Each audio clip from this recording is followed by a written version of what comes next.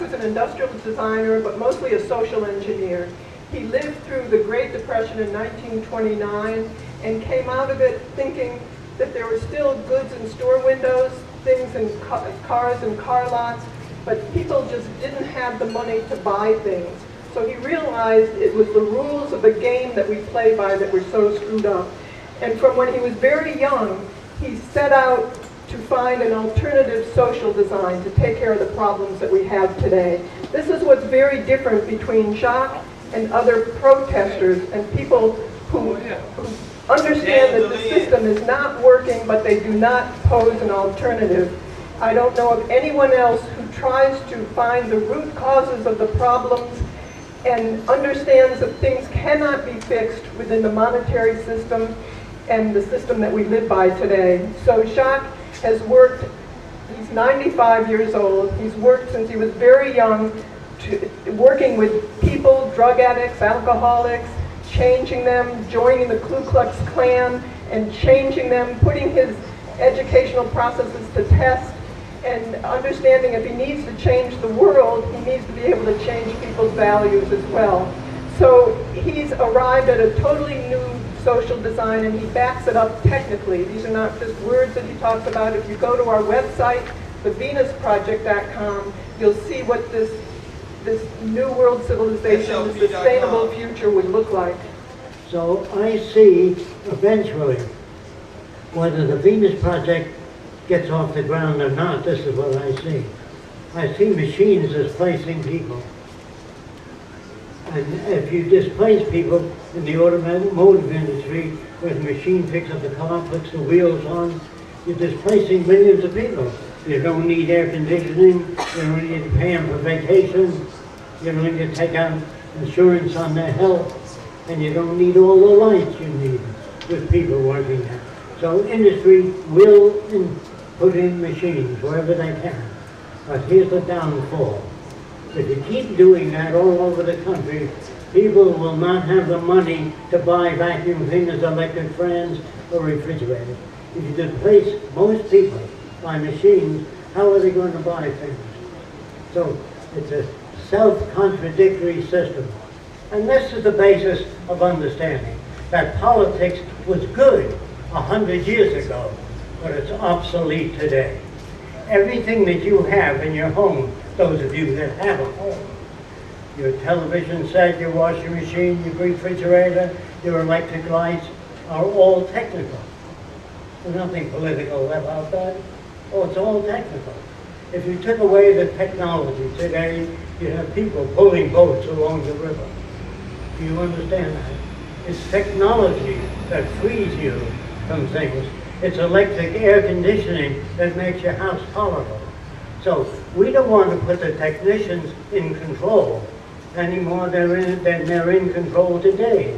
All the technicians do is build bridges. If you're a bridge designer, if you're an airplane designer, you can work on airplane design, but you don't tell people what to do. It isn't that technicians will rule the world. I'm against that. I'm against scientists ruling the world. I don't see any real scientists protesting against the exploitation of young kids when they work in factories. We used to hire children that were 12 years old and put them in factories and work them Saturday and Sunday. It's when people marched to free those kids from those conditions. Why do women have to fight for women's rights? Why do women have to march years ago for a public library? I don't know why just women did, but they did march, and they wanted a public library. So if people couldn't afford books, they could have access to books. Well, then there's the metaphysician who really believes that everybody has goodness within themselves. They really don't have anything within themselves. If you were brought up in Nazi Germany as a baby, after Hitler burned most of the books, you'd be a Nazi. If you're brought up in Australia, you say, "How are you, mate?" That would be normal to the way you speak. If you're brought up in Germany, Deutschland über alles, Germany above all. If you're brought up that way. So you mustn't hate anybody, because they're all brought up. What are American soldiers? They are killing machines. They're not taught anything else.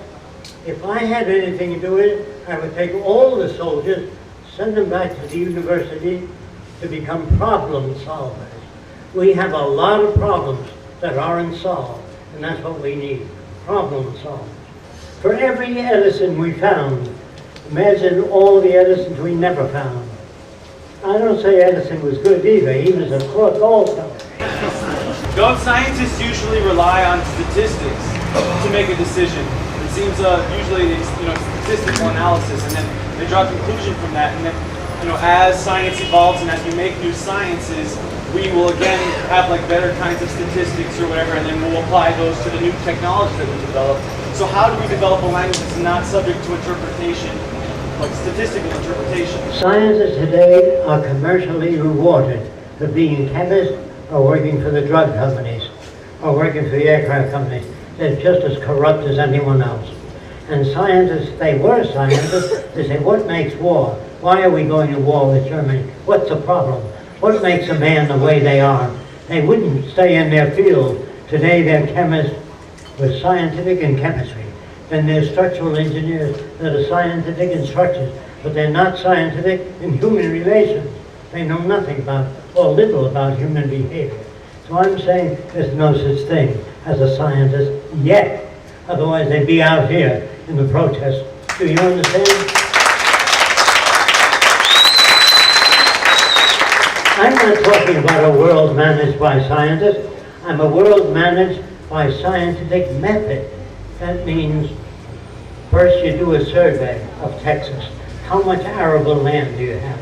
How much water do you have underground? After you do that survey, you can estimate how big a city can be built in that region. If it doesn't have the resources, it won't work. If you have a population far above 7 billion, there will not be enough food to go around. And there's going to be territorial disputes. Territorial disputes are not made by bad people, or fascists, or communists, or socialists, or free enterprises. They're made by social conditions called the march of events. In other words, if the media were coming toward the earth, I can assure you that all nations would stop their armies and navies and share ideas with one another to try to divert that media away from the earth. Not because they're good, but because they're all threatened. All nations will join together on any common threat if they realize it. Yes.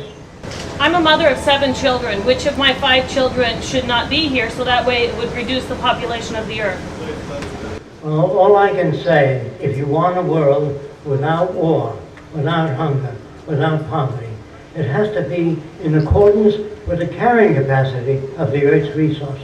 If you go beyond that, you're going to have trouble. Do you understand what I'm saying? It seems to me what you're saying is that you want fewer people, but who are you to designate who the people that should and should not be here? No, he's not saying that at all. I'm asking for clarification. You have to listen and know more about this system. What he's proposing is a system based on the methods of science to produce abundance for everyone in the quickest time without polluting the earth. He's talking about a system based on the well-being of people and the environment. He's talking about a system that does not use money. As long as you use money, you'll have corruption, greed, need a monetary crime, system. embezzlement. So he's trying to get rid of the root causes of the problem. We have enough goods and resources to take care of the entire population and even more if we use it wisely. But what we're doing today, we're doing mass killings by starvation, and we're against that. We're saying we have enough resources if we use science and technology to the best of our ability without the monetary system to feed, house, and clothe everyone on Earth. We can do that today. That's what he's talking about.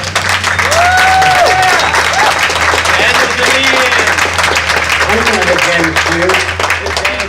Sometimes a person comes up to me and he says, I have 10 children. And when I say, what are they for? What are they for? Just having children is not wisdom. No, I don't believe in depopulation. I believe in educating the public. Why don't you put 10,000 people on the boat? Because it'll sink. The displacement of that boat determines how many people you can put on, not Fresco. And if you want to take 400 people, put them in a spaceship, it won't get off the ground. You have to figure what the thrust is, how much thrust you can develop in a spaceship. And when the government came up to scientists and said, can you put a man on the moon? The first thing they said is, I don't know. So I'm saying there is other ways of thinking about things, but you need help. When a man takes his belt off and whips his kid, is he bad? No. He doesn't know any other way to get to them. He says, do what your daddy says. The kid doesn't, so he whips him, because his daddy whipped him. He doesn't know. Now, protesting the stock exchange will not change anything. I hate to tell you this. I wish it did. I'm going to try to tell you what we have to do to live in a world without war, without poverty, without hunger, and without most crimes. All criminals are made by this society, by the monetary system and scarcity, and burdens that are too big for the average person to handle. There would be no armies, no navies, no prisons, and no police in a resource-based economy. Why? Because it's just like the public library. You can access any book you want to. Next door to the public library, we have a camera center where anybody in the community, and with 7 years, they're all kids, can walk in and say, I've come to check out the camera. Free, no fee involved. You understand that? Just like the public library. Next door to that, you have musical instruments, where anybody, like the public library, can check out any musical instrument. The Venus Project is sharing all the Earth's resources with all the world's people. A resource-based economy is using resources rather than money, making all things available to all people. And if you don't do that, you'll have wars, robbery, crimes of all kinds. Even every criminal is made by this culture.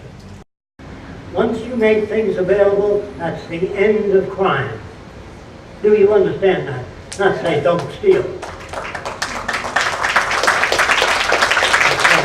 As long as you understand that people are made that way. When you're brought up in Australia, you say, I'm an Australian, and I'm proud of it. I'm a Greek, and I'm proud of it. That divides people. If you divide people, you can conquer them. So what the politicians say is things the public likes to hear.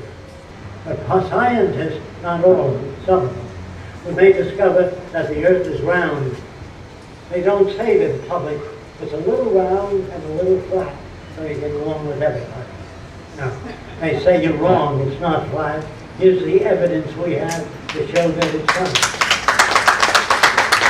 And what you have to do is change people. We built everything ourselves, put in all the windows, we built the doors, we built over 400 models of the future. We didn't have any outside capital to do that. I had a full-time job. In order to support that, I put all the money towards that. We put all the money that we made in the Venus Project towards that as well. If anybody knows us, we work 7 days a week on promoting this direction.